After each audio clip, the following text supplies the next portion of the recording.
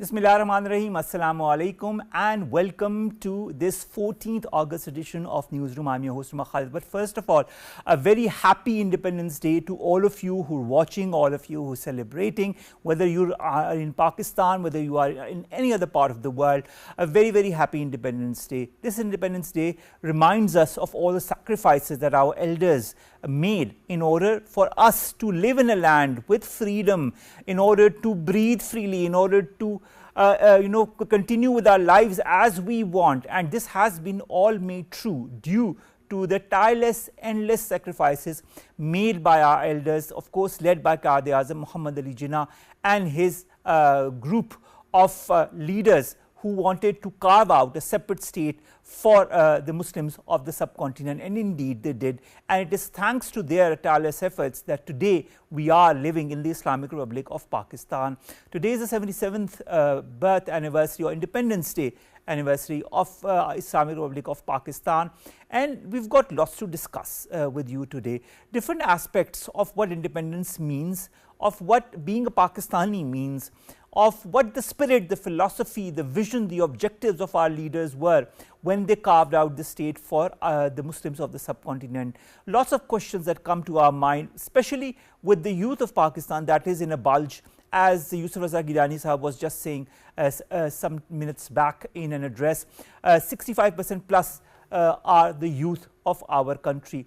Therefore, the responsibility not only lies on the elders, on all of us media persons, to educate them, to inform them on what the struggle was in order to carve out this country that we call Pakistan, but also of the continued resolve, whether it be by us media people, by the elders, by our defense forces, to continue to strive for an independent state that is Pakistan, to continue to defend Pakistan against all the menaces that confront it day and night, and also to confront Pakistan through different kinds of efforts that are being made by countries and those elements that do not want Pakistan to stabilize and to prosper. This needs to be given as message to the youth of Pakistan. We'll begin with Yusuf Salahuddin. He's a socialite and a philanthropist. Yusuf Salahuddin Saab, thank you very much to have joined us. This is my first interaction with you, but I'm so honored to have you in this very show on 14th of August. First of all, Independence Day Mubarak to you and your loved ones. Yusuf Saab, I'd like to begin with your own personality. You have seen Pakistan from where it began and where it is in 2024. You have carved out a lot of how should I say, important elements of our cultural identity when it comes to Pakistan. Today, in this day and age, a lot of people across the world talk of the soft image of a country, the soft image of a Pakistan. I call it the cultural identity of Pakistan, the traditions of Pakistan. How important is it in this day and age when we are in 2024 to not only understand the deep-rooted culture and traditions that Pakistan stands for, but also to continue to manifest it through different forms? Thank you, and I'm happy to be on your program. And I think that probably this is the second time that I've come on PTV World. Well, to begin with, the question, we all must understand that Pakistan is a state with an ideology. There are only two states in the world which were created with an ideology. One is Pakistan and the other is Israel. Now, Pakistan's identity, what is more important? Today, you were talking about the youth, you were talking about, but the thing is that our identity, what is the ideology of Pakistan? We talk about it, but I don't think that not many people understand it. I come from a family, from my mother's side and my father's side, who have both fought valiantly for Pakistan. And under the leadership of course, Allama Iqbal passed away a few years before Pakistan was made. But my grandfather, my father's father, was there And in fact, he was very instrumental. In fact, he was in charge of the meeting which which happened on 23rd March, what we call Pakistan Day, when the Lahore resolution was passed, and that is what gave the party of Qaeda Azam, you know, before that there was no plan. There was no, there was no, we did not have a mission. We did not have an end, what we are going to do. So when the the leadership of Qaeda Azam's party, the Muslim League of that time, when they decided finally to make Pakistan, it only took us 7 years, to come to that. Before that, we absolutely had no idea where we were going. We had so I think that what is very important at this time is that the ideology of Pakistan is very simple. It basically means that in this country, our founding fathers' vision was that they created this country as an example for the rest of the world, to show them what a Muslim welfare state would be like. And the first line, or the first thing that was, which came to their mind was that that all citizens of Pakistan shall be equal. And have we been able to achieve that? I think that we are still a little far from that. So if we do not teach our children the reasons why Pakistan was made and how it was made, and I think we have to look at our syllabus. It has to be corrected, and it has to be basically for, everybody has to agree, all the stakeholders should agree that should be a syllabus for Pakistani students, because it is very important to mold your young minds, because at this time different things are being taught maybe in different provinces. So I have grown up with this. I have seen in the house that I live in. Qaid Azam has been here. Allama Iqbal was here frequently, and a lot of leaders of the then Muslim League, used to come here, and important political meetings were held here. I have a lot of documents, a lot of pictures, which I keep sharing on my social media. Even today, I think I've put up a lot of videos, a lot of rare pictures, a lot of rare videos of Qaid Azam, talking about Pakistan and his vision of Pakistan. So what we really need to do today is to bring that vision and to bring it to our youth, so they should know what Pakistan really stands for. I think that is very important, Yusuf Saab, that the youth of Pakistan understands the philosophy behind the independence of Pakistan and all the efforts that went there. You yourself talked about how Qaid Azam used to come to your place, how you understood, you saw that firsthand, the resolve of our leaders on, making a separate state for the Muslims of the subcontinent. But, generation after generation, the whole sentiment, the whole philosophy kind of wades out. I think the need is for a rejuvenation of that very sentiment that brought the Muslims of the subcontinent together under one roof, under the guidance of Qaid Azam Muhammad Ali Jinnah and so many other leaders, without whose effort we would not have been, sitting and smiling and talking to each other today in 2024.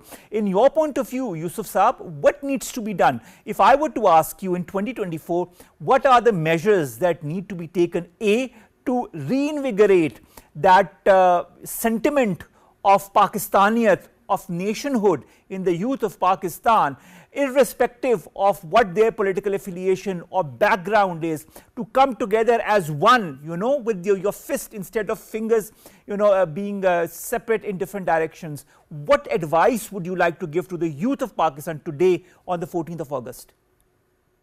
Well, I think basically, like I said before, we need to teach them the correct history of Pakistan, the correct history or the correct vision of Iqbal and Qaid, if that is, if we start doing that, and it has to be all across Pakistan. It has to be in Punjab, it has to be in Sindh, it has to be in Balochistan, it has to be all over, in KPK. And when it will take time, because I think we've already lost time on this. And if nations forget their identity, I think that is certainly is a disaster. Okay, so I think that we really need to get down to it. All the stakeholders should sit and they should decide this, because if you start teaching from the, let's say, the third or the fourth or the fifth, sixth, seventh classes, and teach them the right history, they will grow up with the right state of mind. Abhi, yes, there is no question that our youth lack no talent. I work with the youth all the time, and I've found some very talented people, in this in Pakistan, especially in the world of music. That I do a program on Pakistan television, which is Heritage Revived. I've done it since 2009. It's been almost 11, 12 years now. So I think that, and I try and bring about through videos, through the music, through the words. I try and bring about, that I mean, it could be a video on Qaid, it could be a motivational song on Pakistan, Kalam Iqbal, or a video on Madre Millat Fatma Jinnah. So this is how and I use my own platform then, a lot of it I have also done for Pakistan television. I think there have been so many videos that I did over the past years, and all these lead us to our identity. There's some advice, some history, some truth. Not some, but possibly all truth. To so it and the and it is getting. It is getting. I always know through my YouTube channel, because if like 80% of my viewers are watching and their age group is from 13 to 44, it is the youth. So I think what we need to do. Happy that people like yourself are indulging in efforts in order to apprise the youth or the people of Pakistan of the efforts that our leaders have made in order to for us to be quote unquote independent in a land that we can call our own. Yusuf Sab, stay online with us. We've also got other guests in the studios that we need to divert to. Naela Chohan, a former ambassador and a foreign affairs analyst, thank you very much to have joined us. And first of all, a very happy Independence Day to you and your loved ones. Thank you so much. Azadi Mubarak to you, to your loved ones, to Pakistan and Pakistanis abroad. All of you, all of us, we need to celebrate, but we need to think, what are we celebrating? I think that's important to know. And under the current geopolitical, geostrategic environment, I have to bring it out because you're an ambassador and today is the 14th of August, and we need to sit back and understand how the whole world is changing, and how on the Independence Day of our country we need to also realize the way we need to move forward under the current geostrategic or geopolitical environment, and what needs to be the basic paradigms, for example, of our foreign policy or our foreign relations in 2024 when you look at all the issues that the world is confronted with. In 2024, 14th of August, what in your point of view should Pakistan stand for when it comes to its foreign policy? We know we stand for Palestine, we know we stand for illegally occupied Jammu and Kashmir. How should we move forward with these two important issues in hand and Pakistan's stance on these issues, and what needs to be our foreign policy perspective as far as other countries are concerned in the region and in the West? Umar Bhatt Sahab, we don't have to reinvent ourselves. Quaid-e-Azam Muhammad Ali Jinnah had laid the foundations for our foreign policy, and those principles have been followed throughout decades. Despite, even then, when we had become independent, the world was changing, Cold War had started, new states were emerging, Pakistan played a very important role at that time, whether it was independence of Algeria, Tunisia, Morocco, all these countries. We have always played an important role in peacemaking, peace building, and that role we have continued to pursue. It is true that at this moment the world is again challenged with very threatening developments, particularly in the Middle East. You can see what's happening in Kashmir, you can see what's happening in Bangladesh. So much is happening around us, but long as we are clear of who we are, what is our foreign policy, you don't reinvent your foreign policy. You just pursue it with sincerity, and we have been doing so, and that's why Pakistan is a very respected country in the Committee of Nations. What is, nationhood for you, in your point of view? How would you define nationhood? But nationhood is a very new concept, because it is basically post 1919, when you had Bolshevik Revolution, when you had League of Nations. That's when the concept of nation state and nationhood came. But we Pakistanis, we are a new country with an ancient history, 8,500 years old, starting from Mehergarh, Mohenjo-daro, Harappa, Gandhara. We are a very old civilized people. We need to remember that. Our founding fathers also emphasized that. Why did Quaid-e-Azam said, now you're independent to continue with your worship in your temples, in your mosques, in your churches, wherever? Because Pakistan, as I see it, was a dream. It's a beautiful dream of respect for all individuals. We simplify it and say, oh, it's a land for Muslims. Of course, Muslims were suffering at that time, and they needed a space for themselves. But having done that, we thought of all the minorities. So minorities was one of the important elements of the Lahore resolution of 1940. The color I'm wearing, the white and flag, stands for minorities.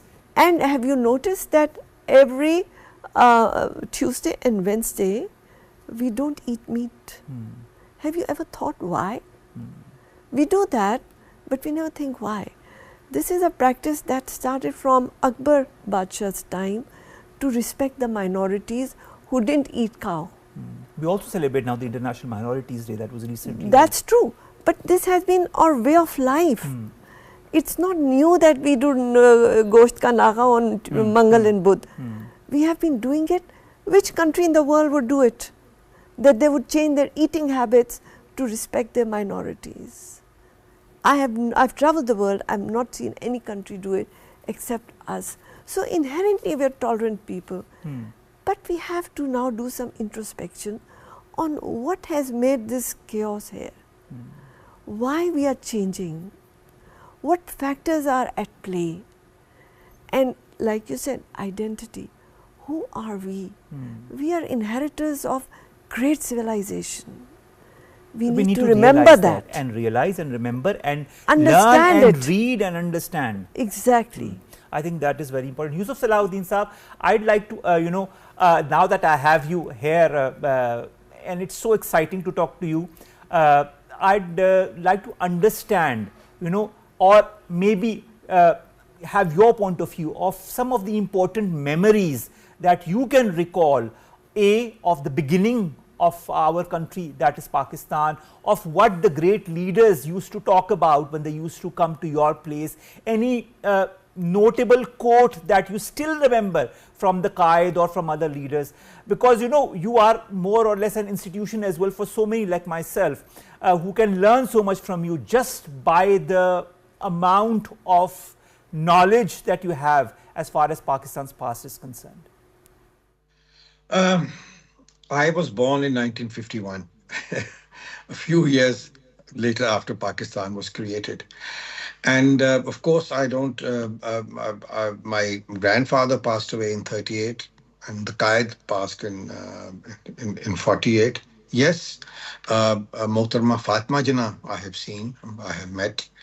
And apart from that, of course, because my family was in politics, so there was always politics, all around and all over. The thing is that, like, again, I forget the name of the lady who was talking, but I think she talked a lot of sense. And again, Her name is Naela Chohan. She's a former ambassador. sorry, Naila, I couldn't carry your name. And I think that we both more or less agree that we need to. I think it all comes due to the lack of education. Now, just imagine the time of Qaid. Okay, Qaid was, he belonged to a certain sect, but what happened? No, every Muslim or majority of the Muslims went with him. They did not question whether he belonged to this sect or to that sect or what was he or what. They just believed him to be a man of dignity, a man of honesty, a man who would never let them down.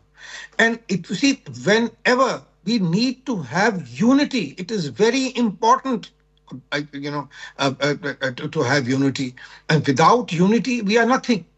So there was a time. So when you get united, then you create something like Pakistan. It's this is what happens. This is the positive point of it. And today, I think our problem is that we are not united. Like I've said it once in one of my speeches on Iqbal Day. um, that हम पाकिस्तान बनने से पहले हम एक कौम थे, लेकिन हमारे पास कोई मुल्क नहीं था. आज हमारे पास मुल्क है, हमें दोबारा एक कौम बनने की जरूरत है. We need to bring our provinces together. We need to be open hearted. We need to have love and respect for for the other Pakistanis. So we have suffered in the sense that we lost a good part of Pakistan.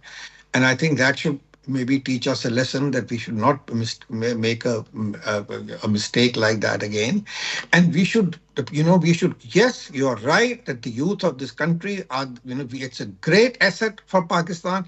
We need to channelize them. We need to teach them.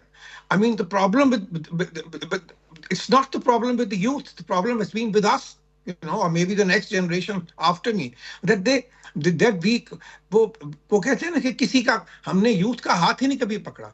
We never taught them the right history. We never taught them, what they needed to learn. That is why I think that if we have problems, inshallah, we will get out of them. I'm sure that Pakistan, will remain, and Pakistan will prosper. Pakistan will, be a great country. And I think that basically we need to work on our youth. It will take time. It will have to take patience. It will maybe take you a decade, for your next generation to come out. Now, going back into history, if you realize that in 1857, what happened after 1857? The Muslims were absolutely, they couldn't look, the British, after they deposed the Muslim king, Bahadur Shah Zafar, the Muslims absolutely had no direction. They completely had no direction. And there was a time, and when they used to look towards the Khalifa of or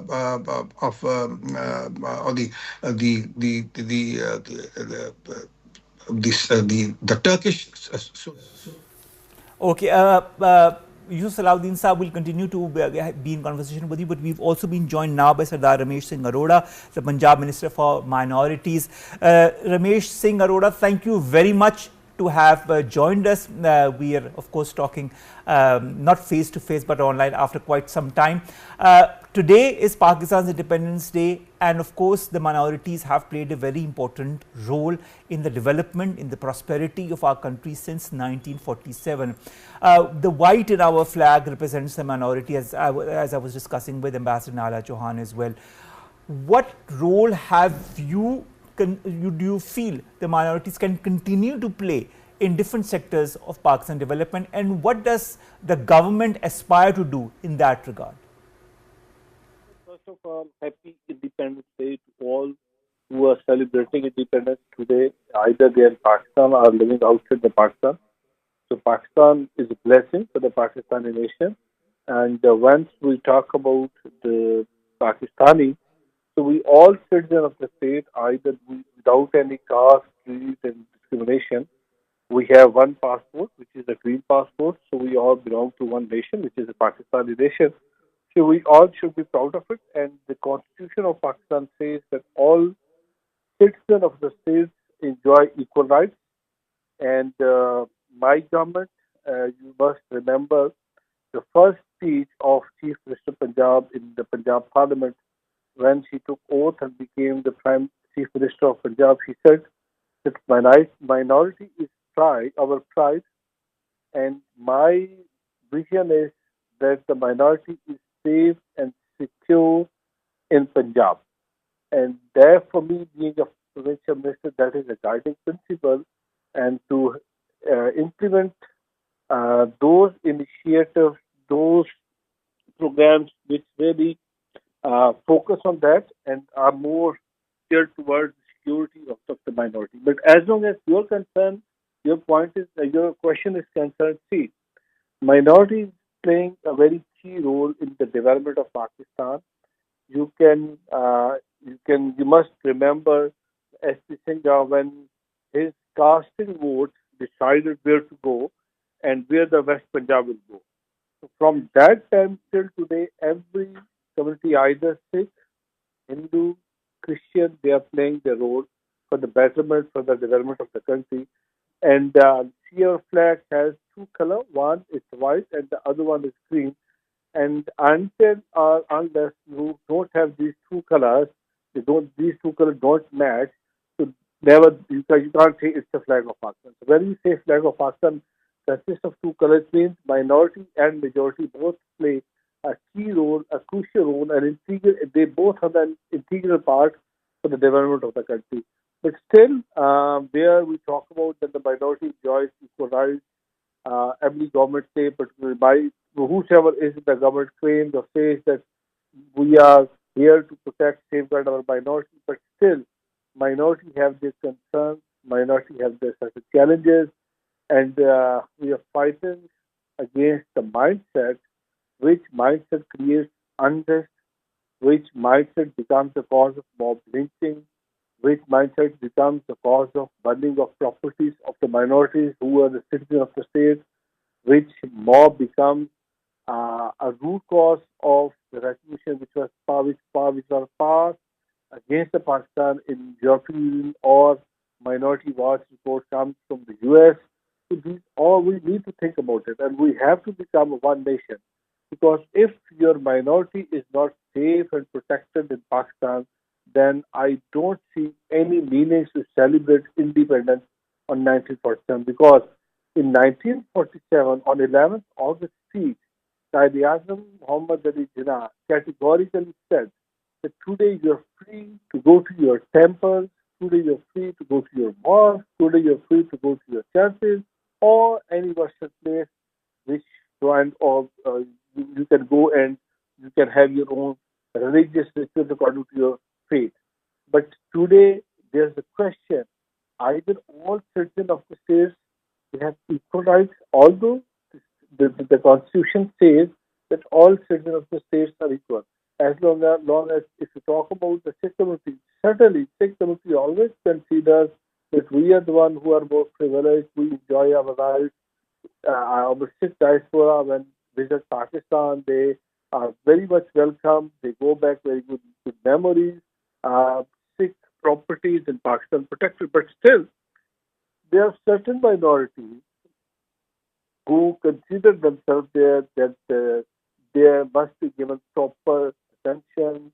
They are being persecuted and they are being harassed. They are being so we need to look into it that how if we want to see a prosperous Pakistan, if we want to see a safeguarded Pakistan where minorities are safeguarded, So we have to work and we have to listen to the minorities and address their concerns. I understand that. Thank you very much, Sardar Ramesh Singh Arora, Minister for Minorities of the Government of Punjab, to have joined us and to have raised your concerns on this very importantly, that is of course the 14th of August 2024. I was going to say 1947. Ambassador Naela Chohan, the Qaid said there are two powers in the world. One is the sword and the other is the pen. Time is of a great competition and rivalry between the two, but there is a third power stronger than the both of them, that of the women. The women have always played a very important role, starting from Fatima Jinnah on the side of our Qaid to so many important leaders in Pakistan. We've also had a former Prime Minister, Benazir Bhutto, I think the first in the Muslim world as head of the state. We've had a National Assembly Speaker who was a woman, and we have ambassadors like yourself who've served the country in different parts of the world as representatives of Pakistan. How important has been and continues to be the role of women for Pakistan, for Pakistan's image building, for Pakistan's development? It's a very good question that you're asking, because people often tend to forget that Pakistan would not have come into being if it was not women's votes that joined in, because there weren't as many men. So the whole Muslim population voted for it. It included women. So Pakistani women were voting since 1947. It's something that even in the West, not many countries were doing. So it's an important. Then you look at Shaista Ukramullah. She was one of the drafters of Human Rights Declaration. And you can see women as artists, how they have voiced the emotions, the feelings of the society, women as educationists, women as representatives of the state, as diplomats, as politicians. And I think I'm a woman, so maybe I have that very strong bias, but as mothers, as sisters, as daughters, a woman is basically a bonding force in a society. You bond everybody. You bond with your in-laws, you bond with your family. You bond with the society, you bond with the nation in different roles and that you play. You basically are the nation builder, because you're the basic unit of your nation. True. And if we start focusing on our women and give them equal opportunities, then perhaps our development would be much better. I'm not saying deprive men of it. What I'm saying is give equal opportunities. Women should be given the choice to work or not to work. True. To be in defense forces or be intellectuals. To be an Air Force pilot or exactly. to be in any other category, an engineer, a doctor, serving the nation in whichever category she can. Exactly. As human beings, we should build our nation as human beings. And but I don't know if you've ever thought about it. I always, as ambassador, would tell abroad that Pakistan is a country of love, respect, and romance. We have 5 rivers. Each river has a love story. So we have always loved our women and respected them. It's a very beautiful land and beautiful people. It's unfortunate that after 1979, how the things developed, that terrorism came in and so many factors came in. But the society as people, we always have had a very beautiful relationship in our families, in our neighborhoods. So it breaks my heart when you see all these things that are going on. That is true, but this is the resolve of Pakistanis. We always stand up after every fight. We always have stood our ground, come what may. We've had challenges in the past and we've always confronted them with heads held high. We've had issues of our country's stability and we've always dealt with that with an iron fist. Our defense forces have been paramount as far as that is concerned. So come what may, come whatever challenge is thrown our way, we've always shown that we're resilient and we can overcome such challenges. I think that should be the resolve also today, yes, on the 14th of August, that whatever challenges are in front of us, whether it be on the geopolitical or geostrategic or the economic front or any other front, we can always rise above it all if we are together, if we continue to have a collective resolve. Unity, faith and discipline. But before you go, yes, as an artist also, I tried to show to the world that women issues are universal issues. They are not specific to Pakistan or Islam. You have universality of these problems and they should be dealt with as social and humanitarian issues rather than politics that goes on in UN and other international fora. I think there's much more to Pakistan than is conceived by the West and other countries. Which brings me to a very interesting question, Yusuf Salahuddin Saab. You yourself, I've seen you over the years indirectly. We've never spoken directly, but I've always admired how you've tried to promote Pakistan's culture, whether it be music, whether it be the different get-togethers that you've had over the years. How important, in this day and age, we talk a lot about a soft image of a country. How important is today in 2024 for Pakistan to also build on and to show the world the rich culture, tradition, music, literature that we have, and how should we promote it on different levels in your point of view from someone who's been doing it all along?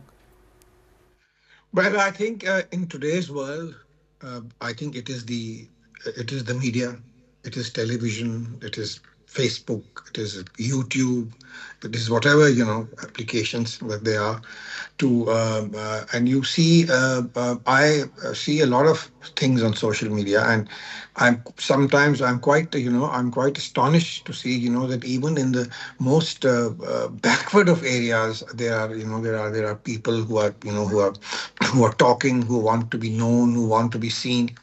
That's one way. I think there should be a policy. The government should have a policy. They should sit down with people and they should discuss this, that how we can promote Pakistan. You talked about the soft image. I don't call it the soft image. I call it the real image. That is the real image of Pakistan. The Pakistanis, when I have so many people who come and visit me, I have so many friends all over the world, and when they come from all over the world, from India, from Europe, from America, and the first thing that they say before leaving is that Pakistan is a wonderful country, and the people are so they are so nice. People are so forthcoming. They are they give you a lot of affection.